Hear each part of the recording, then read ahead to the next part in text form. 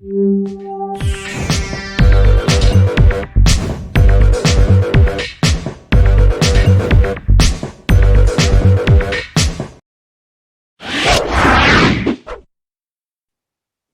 good evening everyone. My name is Karine of DBS PH Academy. If di ka pa nakasubscribe sa aming channel, please click subscribe, click the notification bell para makareceive ka ng mga updated trainings about freelancing and virtual assistant. Ngayong gabi, I'm going to discuss to you on how to use or create a portfolio. I'm just going to give you some tips on how to do it, and then I'm going to send you some link for some additional resources that you can use for your online portfolio. I'm going to share my screen. Lesson 7, tips that you need to apply to your online portfolio. Before I discuss everything, one of the things that you need to have as a VA or freelancer is for you to have an online portfolio. Why it's very important? The main benefit of portfolio is to establish a brand and to show or showcase the things that you can provide to our client. Most of the services and businesses have their website. And as a freelancer and VA, your portfolio will serve as your website. You can use free and paid web site like Wix and WordPress, but of course, if you don't know how to use it, you may also use Canva, okay? So, especially if yung trabaho mo is like graphic design or video editor, most of the clients are looking for a portfolio that you can present to them. If your portfolio is well presented, there will be more chances that you will get job opportunity. So where can you build a portfolio yourself? In particular, there are two tools that you can use for online portfolio. You can use WordPress and Wix. WordPress is a paid subscription because you need to get a domain and a hosting. So Wix naman, it's a free site, but if you want you have to have your own domain, that's the only time you can get a paid subscription to Wix. Personally, when I started my VA career or freelancing career, I used Wix.com to create my portfolio. Later, I'm gonna show you on how I made it or how it looks like. Kasi hindi ko na siya na-update since nag-focus na ako sa aking VA agency. But before, that's the one that I use when I'm applying for a job, especially for social media manager post. Okay. So WordPress is an actual platform that runs our website. Okay. The main strength of WordPress is free and open source. Free siya once na nakabili ka na ng hosting and domain. Pero if you don't have the domain or personally, if we don't have a domain, kasi I'm using WordPress in our website, if you don't have domain and hosting, you cannot use WordPress. But once you have the WordPress, may Elementor, and you can use a different template for your portfolio. So it's very flexible. Personally, nung unang gamit ko yung WordPress, nahirapan ako. Pero nung lagi ko na siyang ginagamit, mas na-compare ko na mas okay si WordPress compare kay Wix. So Wix is a subscription-based online website builder tool. So sa Wix kasi, there are two options. You can get the subscription option, but you will get the domain. May domain na kasama yon. Pero pwede ka rin kumuha ng free version ng Wix, pero syempre walang hosting, walang domain yung Wix mo. Kumbaga, you will still use wings.com, then your username, and then your portfolio. Gonna show you later on. So, for you, actually, the instruction on how to create portfolio on WordPress and Wix, ilalagay ko yung link sa baba.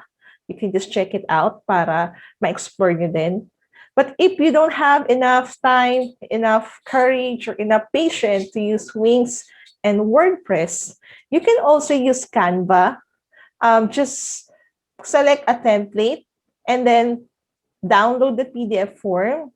Then, lagay mo lang siya sa Google Drive mo. Then, make sure lang yung link ng iyong portfolio is shareable. It means that once na inopen ni client yon, makikita niya yung lahat ng gawa mo. Okay. But actually, para lang mas maging attractive sa client mo ang iyong portfolio, you can use Wings and WordPress. You may also use Behance.net. It's powered by Adobe. I haven't tried it, but I saw that it's really great, especially if you are a graphic designer or a photographer. Okay, so what are the difference between the two? So WordPress and Wings, so simplihan ko na lang, based sa experience ko since I able to use the two of them. In terms of pagiging user-friendly, mas user-friendly si Wings, pero mas flexible si WordPress. Saka, ang WordPress kasi, meron siyang SEO capability, especially if you have the domain na, and if you have the hosting, mas reliable siya kaysa kay Wings. And then, but the good thing with Wings.com, they have 24/7 customer support. Ito lang ang naging problem ko sa WordPress. Medyo mahirap pagilapin yung kanilang customer support if you have a concern. Then sa WordPress, you don't need to learn coding because there are free themes and plugin that you can put in on your website. Okay, so Wings naman, there are 500 template that you can use. But of course, there are free and paid template. Okay, so that's it about the differences. So what are the things that you need to remember on building your portfolio? So what are the information that you need to put in para sa iyong portfolio? Una, of course, your introduction, your name, and your short description. Like what I did in my portfolio, I put my name and below there nakalagay Rockstar VA or Rockstar Virtual Assistant because that's how I brand myself. So it depends. So for example, if you are a social media manager, you can put fantastic social media manager. Awesome. Di bahala kayo kung anong word na gusto nyo yan. No? Para pag nakita yan ni client, oh, okay. Or skilled web developer, yan, webmaster, yung mga ganong term, di ba? Parang pag si client nakita yun, parang, wow, okay, it seems that she's really great. Then projects. Ito yung, especially kapag video editor ka and graphic designer and web designer, you can put all the projects that you created. Piliin mo yung, tingin mo yung pinakamaganda, yung tipong alam mo na pag nakita ni client ay mapapawaw siya. Kasi alam ko naman sa paano po yun wala pa po akong client, ano pong projects ang ilalagay ko. Yung generate mo lang out of the blue kasi gusto mo lang ma-apply yun. Gusto mo lang ma-apply yung mga natutunan mo, pwede yun. You don't need naman na kailangan may client ka pa bago mo ilagay yung mga projects mo. Kahit yung mga ginawa mo para lang matrain yung skills mo, you can put it there. Okay? So the services that you offer and your employment status.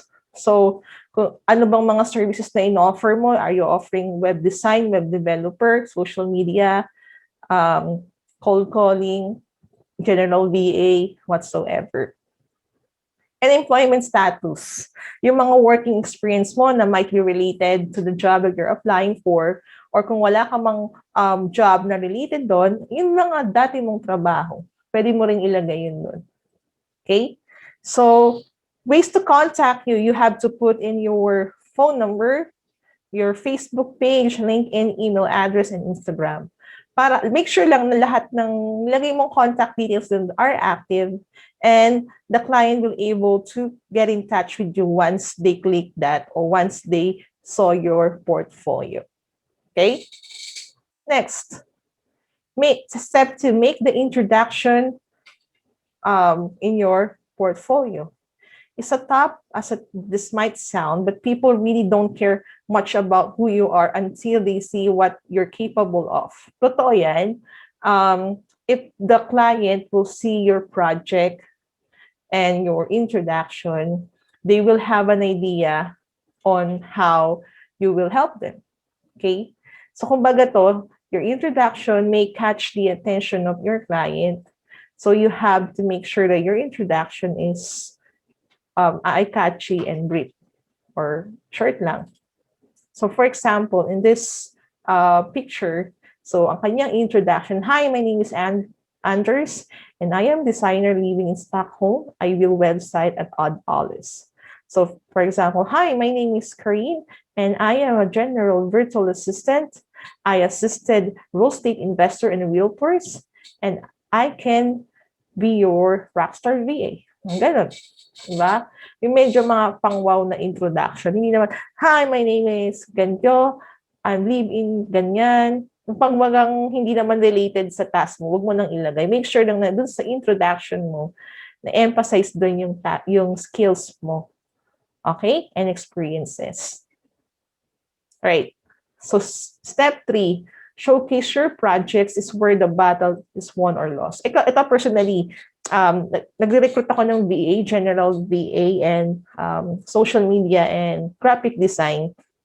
I really ask for their portfolio.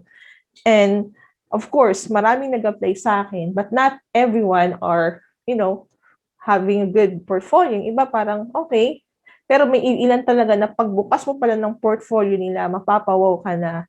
Kasi you know that this person really exerts his effort para pagandahin ng portfolio niya. And because of his great portfolio, na open ito ng job opportunity sa kanya. And until now, he is my VA. Ang job niya is graphic design. Personally, hindi pa siya napipili ng client ko. Siya na yung gusto kong i-hire, pero kasi yung last decision ay sa client pa rin. So tama nga yung naging prediction ko because he has a great portfolio, nag-exert siya ng effort, siya yung nakakuha ng job na yun. Siguro mga nasa 7 months na rin siya or 6 months na siya doon sa client na yun. Okay. So yung next naman is, kung graphic design, syempre yung mga pictures na in-edit mo, if you're video editor, the videos that you edited, if you're social media manager, the posted or the posting that you created. Paano po kung ang ina-applyan ko ay cold calling specialist? Normally, for cold calling specialist, the client are not looking for a portfolio. They only need online resume. Okay? And then, if you are working as a web developer, of course, or web designer, you need to have an online portfolio. So, number 2, provide context for each project. I-describe siya. And make sure that the projects are updated. Baka naman yung project nyo na yan 3 years ago pa. Diba? The more updated your projects, the more chances of getting new clients. Right? So these are the example of portfolio. So as you can see, yung background ng kanyang experience. Okay? So step 4, make it clear of what the things that you can offer to your client. So ito yung mga services na ino-offer niya sa client niya. He knows how to do web design. He knows how to develop a website, newsletter design, and social media. And then there are short description, okay, on each skills or each services that he can provide to the client. Okay. So, number 2, isa ito sa pinakamagandang panghatak. Kasi kung ang website or isang services, katulad ng agency namin, if there are client testimony and may mga upcoming client kami na titignan yung part na yun, syempre, they will be impressed because of the testimony. If you have previous project, you can ask your client to give you a testimony so you can post it on your portfolio. Paano po yung is, I don't have any working experience? You may ask an OJT. Parang OJT kasi isang VA din, or agency owner, for free or with pay, depende sa inyo yun. Then, if kung free man yun, just ask them to give you a testimony Magbigay sila ng testimony tungkol sa task mo para mailagay mo yun sa portfolio mo. Okay? Mention your educational background is really optional. I didn't put where did I graduated there. I just put my experiences, the skills that I have, and then my projects. Dun lang. And list of your services and employment status. If you're still open for 20 hours, for 30 hours a week, you have to put it there para alam ni client yung availability mo. Okay? Step 5, make it easy to reach you. Of course, like what I mentioned earlier, you have to make sure that your contact details are updated and reachable ka kung ano man ang contact number na nilagay mo or contact details na nilagay mo doon. Huwag ka masyadong mamili ng mga komplikadong design for portfolio, lalo na kung medyo hindi mo pagamay. Mamili ka lang ng template na medyo easy to use para hindi naman din mahirapan ka. Baka naman yung paggawa pala ng portfolio, 2 linggo na yung inaabot sa'yo, di ba? Okay. So, thank you. I'm just gonna show you some of the example of online portfolio that you can, consider as an inspiration. So let me just put this one down. Hold on. So this is my portfolio. Okay. Ito yung portfolio ginawa ko 1 year ago, or I think it was last December 2020. So, see, payat pa ako dyan, di ba? So this is my name, and then my short description. Your dynamic and rockstar business partner. So if they click it here, makikita nila yung, kunyari, I'm gonna use this one. Yun, yung email address ko. Nandyan. Okay? So, skills that I have, or what I can offer. Actually, I use wings.com kasi that time, para sa akin, nung nabaguhan ako, mas nadalian akong gamitin si Wings kaysa kay WordPress. Okay, these are the services that I can offer. Digital marketing, the description, general VA, and the description of the task that I can provide to the client. Okay, so let's get it. My current project, actually ito current, ito na yung, it was 6 months ago, itong mga to. Kasi nga ito, ginawa ko to nung nagsisimula pa lang ako. Hindi ko na na-update. Pero actually, ito, hindi ko na sila client lahat. Kasi nga nag-focus na ako sa pag-i-agency ko. Okay, so these are the logos of the companies or business that I work with. Okay. Services available, yung services na, actually ito, this is just the overview. Okay? But ito yung pinaka-detailed one. Okay? Detailed services na pwede kong i-offer. Ano yung aking strength, yung social media, okay? And general VA. Okay. And then, in this part, the client can chat you and you will receive a notification via email. And someone chatted at you, and then my phone number, link to my Instagram, Facebook. I don't have Twitter, but I have LinkedIn. Kapag na-click nila yan, there will be a hyperlink. Let me try this one. LinkedIn. See? Nakalink yung LinkedIn ko. Regarding the instruction on how to use wings.com, I'm just gonna put the link below the description kasi it will take too much of our time if I will include that here in the video. So I just gave the overview on how to make an online portfolio and the importance of it. Okay? So this is the other example, behance.com. Okay, hold on. It's powered by Adobe.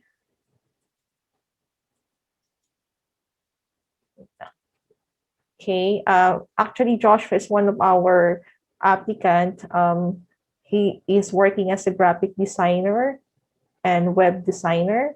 So as you can see, this is his work. Very impressive, diba?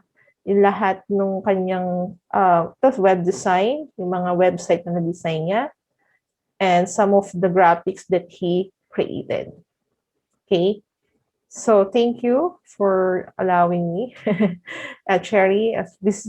She used WordPress. So dito, yung kanyang introduction, what are the skills that she can provide, what are the qualities that she has, educational background, skills, and her portfolio or projects that she created. Okay, videos, graphics, yeah, certificates that she have, and the contact information. Okay, so tonight you're able to know how important portfolio is and how it will help you to gain clients. Okay, thank you so much. Before we end this video, please click subscribe, click the notification bell, and please join to our Facebook group, Work from Home Professional Philippines. Thank you so much. Have a great night.